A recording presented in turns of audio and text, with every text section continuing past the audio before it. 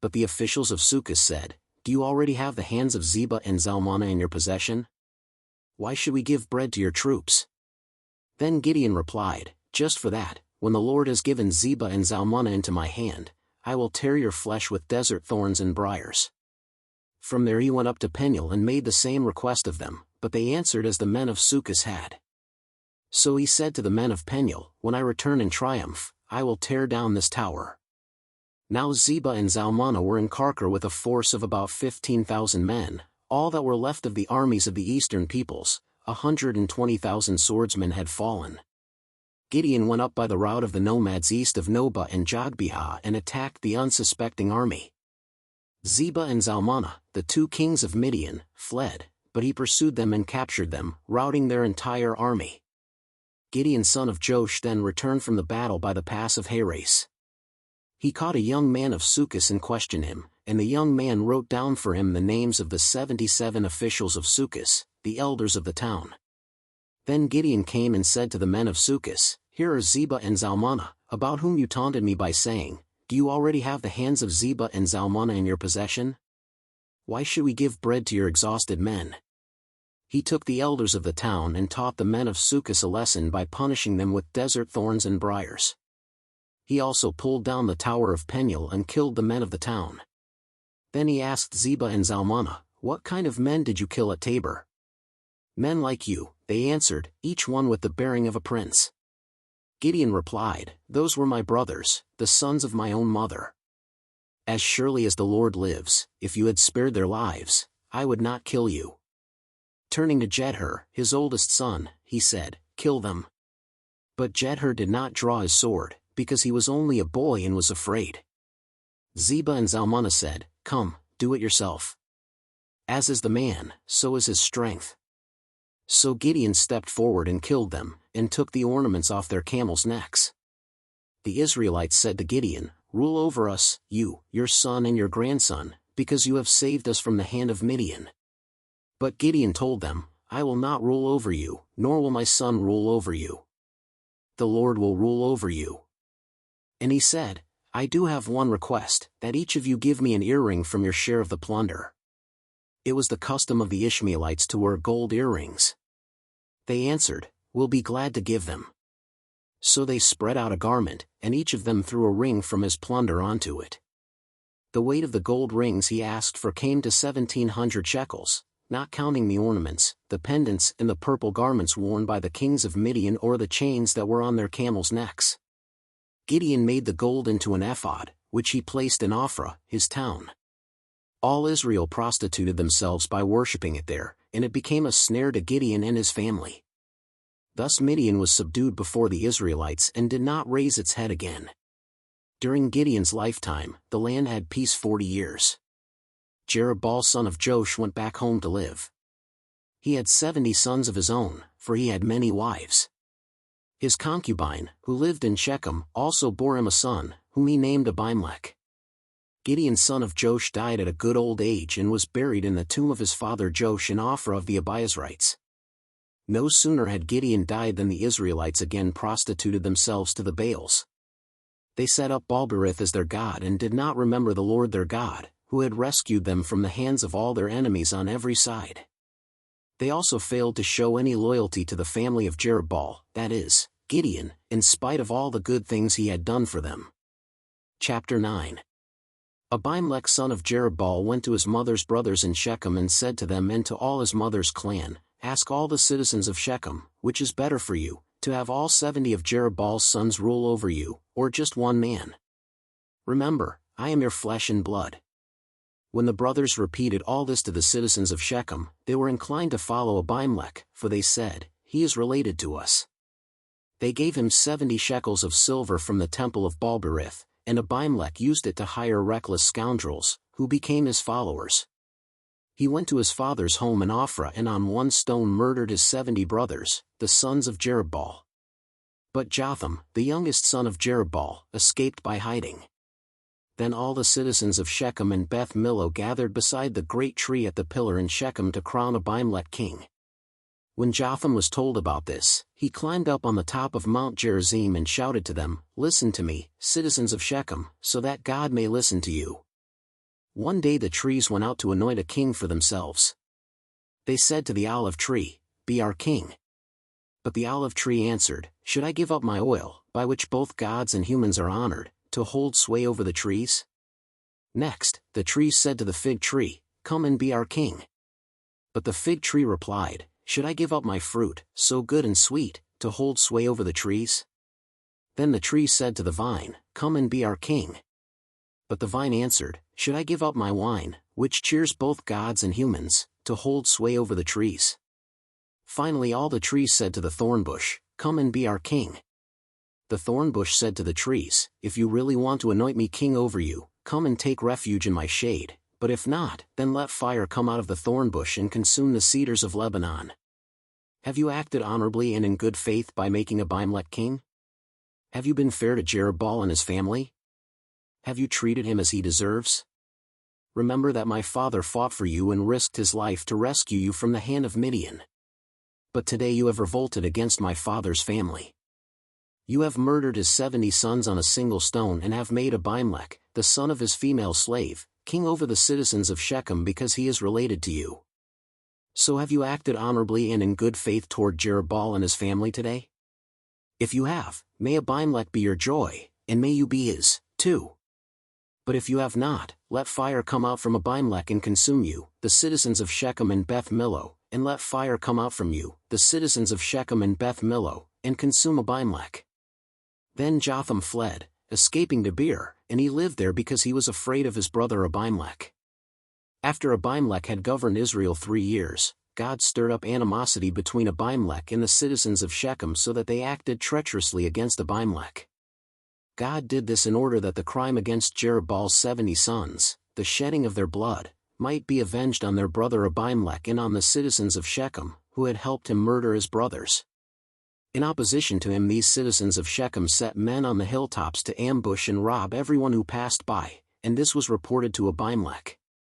Now Gaal son of Ebed moved with his clan into Shechem, and its citizens put their confidence in him. After they had gone out into the fields and gathered the grapes and trodden them, they held a festival in the temple of their God. While they were eating and drinking, they cursed Abimelech. Then Gaal son of Ebed said, "Who is Abimelech, and why should we Shechemites be subject to him? Isn't he Jerubbaal's son, and isn't Zebul his deputy? Serve the family of Hamor, Shechem's father. Why should we serve Abimelech? If only this people were under my command. Then I would get rid of him. I would say to Abimelech, call out your whole army." When Zebul the governor of the city heard what Gaal son of Ebed said, he was very angry. Under cover he sent messengers to Abimelech, saying, "Gaal son of Ebed and his clan have come to Shechem and are stirring up the city against you. Now then, during the night you and your men should come and lie in wait in the fields. In the morning at sunrise, advance against the city. When Gaal and his men come out against you, seize the opportunity to attack them." So Abimelech and all his troops set out by night and took up concealed positions near Shechem in 4 companies. Now Gaal son of Ebed had gone out and was standing at the entrance of the city gate just as Abimelech and his troops came out from their hiding place. When Gaal saw them, he said to Zebul, "Look, people are coming down from the tops of the mountains." Zebul replied, "You mistake the shadows of the mountains for men." But Gaal spoke up again, "Look, people are coming down from the central hill, and a company is coming from the direction of the diviner's tree." Then Zebul said to him, "Where's your big talk now, you who said, 'Who is Abimelech that we should be subject to him?' Aren't these the men you ridiculed? Go out and fight them." So Gaal led out the citizens of Shechem and fought Abimelech. Abimelech chased him all the way to the entrance of the gate, and many were killed as they fled. Then Abimelech stayed in Arumah, and Zebul drove Gaal and his clan out of Shechem. The next day the people of Shechem went out to the fields, and this was reported to Abimelech. So he took his men, divided them into 3 companies and set an ambush in the fields. When he saw the people coming out of the city, he rose to attack them. Abimelech and the companies with him rushed forward to a position at the entrance of the city gate. Then 2 companies attacked those in the fields and struck them down. All that day Abimelech pressed his attack against the city until he had captured it and killed its people. Then he destroyed the city and scattered salt over it. On hearing this, the citizens in the tower of Shechem went into the stronghold of the temple of Elberith. When Abimelech heard that they had assembled there, he and all his men went up Mount Zalmon. He took an axe and cut off some branches, which he lifted to his shoulders. He ordered the men with him, "Quick! Do what you have seen me do." So all the men cut branches and followed Abimelech. They piled them against the stronghold and set it on fire with the people still inside. So all the people in the tower of Shechem, about 1,000 men and women, also died. Next Abimelech went to Thebez and besieged it and captured it. Inside the city, however, was a strong tower, to which all the men and women, all the people of the city, had fled. They had locked themselves in and climbed up on the tower roof. Abimelech went to the tower and attacked it. But as he approached the entrance to the tower to set it on fire, a woman dropped an upper millstone on his head and cracked his skull. Hurriedly he called to his armor-bearer, "Draw your sword and kill me, so that they can't say, 'A woman killed him.'" So his servant ran him through, and he died. When the Israelites saw that Abimelech was dead, they went home. Thus God repaid the wickedness that Abimelech had done to his father by murdering his 70 brothers. God also made the people of Shechem pay for all their wickedness. The curse of Jotham son of Jerubbaal came on them. Chapter 10. After the time of Abimelech, a man of Issachar named Tola son of Puah, the son of Dodo, rose to save Israel. He lived in Shamir, in the hill country of Ephraim. He led Israel 23 years, then he died, and was buried in Shamir. He was followed by Jair of Gilead, who led Israel 22 years. He had 30 sons, who rode 30 donkeys. They controlled 30 towns in Gilead, which to this day are called Havoth Jair. When Jair died, he was buried in Canaan. Again the Israelites did evil in the eyes of the Lord. They served the Baals and the Ashtoreths, and the gods of Aram, the gods of Sidon, the gods of Moab, the gods of the Ammonites and the gods of the Philistines. And because the Israelites forsook the Lord and no longer served him, he became angry with them. He sold them into the hands of the Philistines and the Ammonites, who that year shattered and crushed them. For 18 years they oppressed all the Israelites on the east side of the Jordan in Gilead, the land of the Amorites. The Ammonites also crossed the Jordan to fight against Judah, Benjamin and Ephraim. Israel was in great distress. Then the Israelites cried out to the Lord, "We have sinned against you, forsaking our God and serving the Baals." The Lord replied, "When the Egyptians, the Amorites, the Ammonites, the Philistines, the Sidonians, the Amalekites and the Maonites oppressed you and you cried to me for help, did I not save you from their hands? But you have forsaken me and served other gods, so I will no longer save you. Go and cry out to the gods you have chosen. Let them save you when you are in trouble." But the Israelites said to the Lord, "We have sinned. Do with us whatever you think best, but please rescue us now." Then they got rid of the foreign gods among them and served the Lord. And he could bear Israel's misery no longer. When the Ammonites were called to arms and camped in Gilead, the Israelites assembled and camped at Mizpah. The leaders of the people of Gilead said to each other, "Whoever will take the lead in attacking the Ammonites will be head over all who live in Gilead." Chapter 11. Jephthah the Gileadite was a mighty warrior. His father was Gilead, his mother was a prostitute. Gilead's wife also bore him sons, and when they were grown up, they drove Jephthah away. "You are not going to get any inheritance in our family," they said, "because you are the son of another woman." So Jephthah fled from his brothers and settled in the land of Tob, where a gang of scoundrels gathered around him and followed him. Some time later, when the Ammonites were fighting against Israel, the elders of Gilead went to get Jephthah from the land of Tob. "Come," they said, "be our commander, so we can fight the Ammonites." Jephthah said to them, "Didn't you hate me and drive me from my father's house? Why do you come to me now, when you're in trouble?" The elders of Gilead said to him, "Nevertheless, we are turning to you now, come with us to fight the Ammonites, and you will be head over all of us who live in Gilead." Jephthah answered, "Suppose you take me back to fight the Ammonites and the Lord gives them to me, will I really be your head?" The elders of Gilead replied, "The Lord is our witness, we will certainly do as you say." So Jephthah went with the elders of Gilead, and the people made him head and commander over them. And he repeated all his words before the Lord in Mizpah. Then Jephthah sent messengers to the Ammonite king with the question, "What do you have against me that you have attacked my country?" The king of the Ammonites answered Jephthah's messengers, "When Israel came up out of Egypt, they took away my land from the Arnon to the Jabbok, all the way to the Jordan. Now give it back peaceably." Jephthah sent back messengers to the Ammonite king, saying, "This is what Jephthah says, Israel did not take the land of Moab or the land of the Ammonites. But when they came up out of Egypt, Israel went through the wilderness to the Red Sea and on to Kadesh. Then Israel sent messengers to the king of Edom, saying, 'Give us permission to go through your country,' but the king of Edom would not listen. They sent also to the king of Moab, and he refused. So Israel stayed at Kadesh.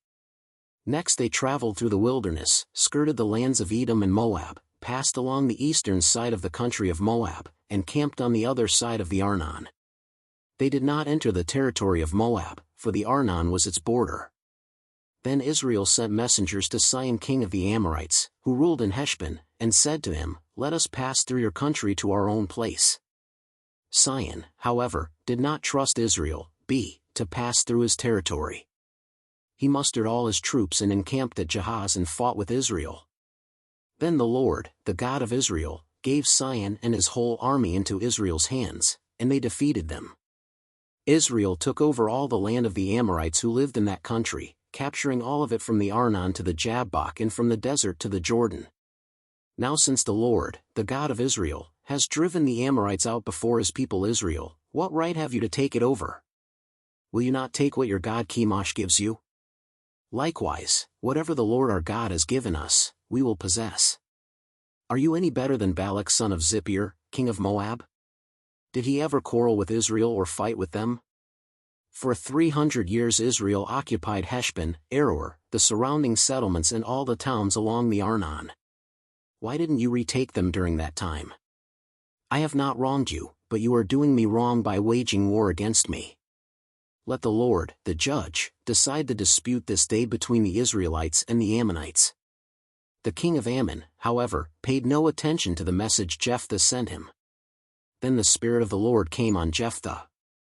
He crossed Gilead and Manasseh, passed through Mizpah of Gilead, and from there he advanced against the Ammonites. And Jephthah made a vow to the Lord, "If you give the Ammonites into my hands, whatever comes out of the door of my house to meet me when I return in triumph from the Ammonites will be the Lord's, and I will sacrifice it as a burnt offering." Then Jephthah went over to fight the Ammonites, and the Lord gave them into his hands. He devastated 20 towns from Aroer to the vicinity of Minnith, as far as Abel-keramim. Thus Israel subdued Ammon. When Jephthah returned to his home in Mizpah, who should come out to meet him but his daughter, dancing to the sound of timbrels? She was an only child. Except for her he had neither son nor daughter. When he saw her, he tore his clothes and cried, "Oh no, my daughter! You have brought me down and I am devastated. I have made a vow to the Lord that I cannot break." "My father," she replied, "you have given your word to the Lord. Do to me just as you promised, now that the Lord has avenged you of your enemies, the Ammonites. But grant me this one request," she said. "Give me 2 months to roam the hills and weep with my friends, because I will never marry." "You may go," he said. And he let her go for 2 months. She and her friends went into the hills and wept because she would never marry. After the 2 months, she returned to her father, and he did to her as he had vowed. And she was a virgin. From this comes the Israelite tradition that each year the young women of Israel go out for 4 days to commemorate the daughter of Jephthah the Gileadite. Chapter 12. The Ephraimite forces were called out, and they crossed over to Zaphon. They said to Jephthah, "Why did you go to fight the Ammonites without calling us to go with you? We're going to burn down your house over your head." Jephthah answered, "I and my people were engaged in a great struggle with the Ammonites, and although I called, you didn't save me out of their hands. When I saw that you wouldn't help, I took my life in my hands and crossed over to fight the Ammonites, and the Lord gave me the victory over them. Now why have you come up today to fight me?" Jephthah then called together the men of Gilead and fought against Ephraim. The Gileadites struck them down because the Ephraimites had said, "You Gileadites are renegades from Ephraim and Manasseh." The Gileadites captured the fords of the Jordan leading to Ephraim, and whenever a survivor of Ephraim said, "Let me cross over." The men of Gilead asked him, "Are you an Ephraimite?" If he replied, "No," they said, "All right, say Shibboleth." If he said, Sibboleth, because he could not pronounce the word correctly, they seized him and killed him at the fords of the Jordan. 42,000 Ephraimites were killed at that time. Jephthah led Israel 6 years. Then Jephthah the Gileadite died and was buried in a town in Gilead. After him, Ibzan of Bethlehem led Israel. He had 30 sons and 30 daughters. He gave his daughters away in marriage to those outside his clan, and for his sons he brought in 30 young women as wives from outside his clan. Ibzan led Israel 7 years. Then Ibzan died and was buried in Bethlehem. After him, Elon the Zebulunite led Israel 10 years. Then Elon died and was buried in Aijalon in the land of Zebulun. After him, Abdon son of Hillel, from Pirathon, led Israel. He had 40 sons and 30 grandsons, who rode on 70 donkeys. He led Israel 8 years. Then Abdon son of Hillel died and was buried at Pirathon in Ephraim, in the hill country of the Amalekites. Chapter 13. Again the Israelites did evil in the eyes of the Lord, so the Lord delivered them into the hands of the Philistines for 40 years. A certain man of Zorah, named Manoah, from the clan of the Danites, had a wife who was childless, unable to give birth. The angel of the Lord appeared to her and said, "You are barren and childless, but you are going to become pregnant and give birth to a son. Now see to it that you drink no wine or other fermented drink and that you do not eat anything unclean. You will become pregnant and have a son whose head is never to be touched by a razor because the boy is to be a Nazirite, dedicated to God from the womb. He will take the lead in delivering Israel from the hands of the Philistines." Then the woman went to her husband and told him, "A man of God came to me. He looked like an angel of God, very awesome. I didn't ask him where he came from, and he didn't tell me his name. But he said to me, 'You will become pregnant and have a son. Now then, drink no wine or other fermented drink and do not eat anything unclean, because the boy will be a Nazirite of God from the womb until the day of his death.' Then Manoah prayed to the Lord, 'Pardon your servant, Lord. I beg you to let the man of God you sent to us come again to teach us how to bring up the boy who is to be born.' God heard Manoah, and the angel of God came again to the woman while she was out in the field, but her husband Manoah was not with her. The woman hurried to tell her husband, 'He's here. The man who appeared to me the other day.' Manoah got up and followed his wife. When he came to the man, he said, 'Are you the man who talked to my wife?' 'I am,' he said. So Manoah asked him, 'When your words are fulfilled, what is to be the rule that governs the boy's life and work?' The angel of the Lord answered, 'Your wife must do all that I have told her. She must not eat anything that comes from the grapevine, nor drink any wine or other fermented drink nor eat anything unclean. She must do everything I have commanded her.' Manoah said to the angel of the Lord, 'We would like you to stay until we prepare a young goat for you.' The angel of the Lord replied, 'Even though you detain me, I will not eat any of your food. But if you prepare a burnt offering, offer it to the Lord.' Manoah did not realize that it was the angel of the Lord. Then Manoah inquired of the angel of the Lord, 'What is your name, so that we may honor you when your word comes true?' He replied, 'Why do you ask my name? It is beyond understanding.' Then Manoah took a young goat, together with the grain offering, and sacrificed it on a rock to the Lord. And the Lord did an amazing thing while Manoah and his wife watched. As the flame blazed up from the altar toward heaven, the angel of the Lord ascended in the flame. Seeing this, Manoah and his wife fell with their faces to the ground. When the angel of the Lord did not show himself again to Manoah and his wife, Manoah realized that it was the angel of the Lord.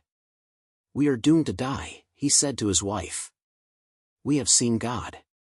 But his wife answered, 'If the Lord had meant to kill us, he would not have accepted a burnt offering and grain offering from our hands, nor shown us all these things or now told us this.' The woman gave birth to a boy and named him Samson. He grew and the Lord blessed him, and the Spirit of the Lord began to stir him while he was in Mahanadan, between Zorah and Eshtaol. Chapter 14.